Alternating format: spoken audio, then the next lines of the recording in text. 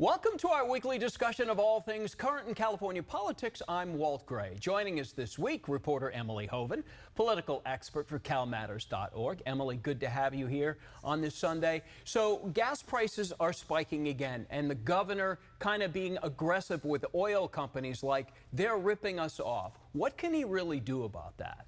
Yeah, that's a good question. So he has been going around basically saying that these prices, the differential between California prices and national gas prices, has never been this high, and there's nothing that can explain it, not the state environmental policies, not other taxes.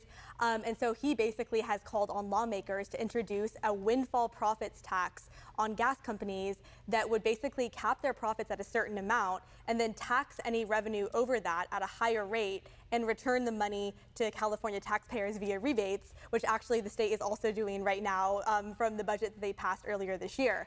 But the legislature is not currently in session right now in Sacramento, so this probably would not happen until January at the very earliest, unless the governor were to call a special session, which I doubt he will do given that the election is coming up in about a month.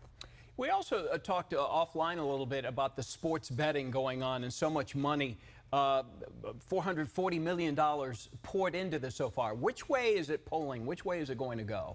Yeah, there was a new poll that came out this week that basically showed that despite the jaw-dropping and record-breaking amount of money being poured into these two measures, both of them are significantly underwater with voters.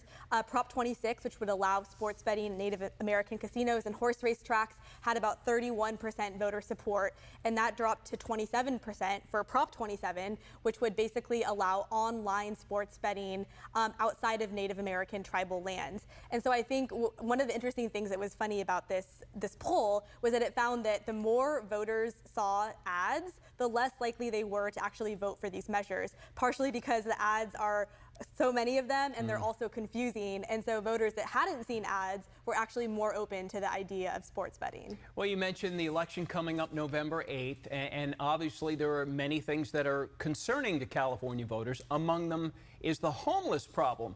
But in terms of voting for a candidate regarding fixing the homeless issue, how is that fixable? What are the candidates doing?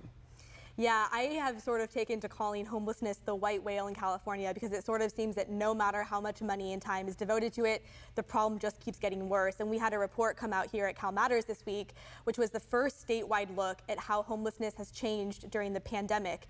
And we found that since 2019, the number of homeless people has grown by at least 22,500. And this is despite the state spending $14 billion on various homelessness initiatives. And, you know, proponents say that of that strategy say that it's going to take the state a long time to kind of build up its policies that it's just started to enact with this influx of money. But critics say that it's just further proof that the state has all of its priorities wrong and is not spending that money well. And I think we are going to keep seeing those shots of encampments popping up in ads as we head into the election. Yeah, everybody identifying it as a problem, but really what's the solution at this point? Emily Hoeven, thank you. Good to see you here. CalMatters is a nonpartisan news organization explaining California policies and politics. Find their work at CalMatters.org. You can also sign up for Emily's newsletter there.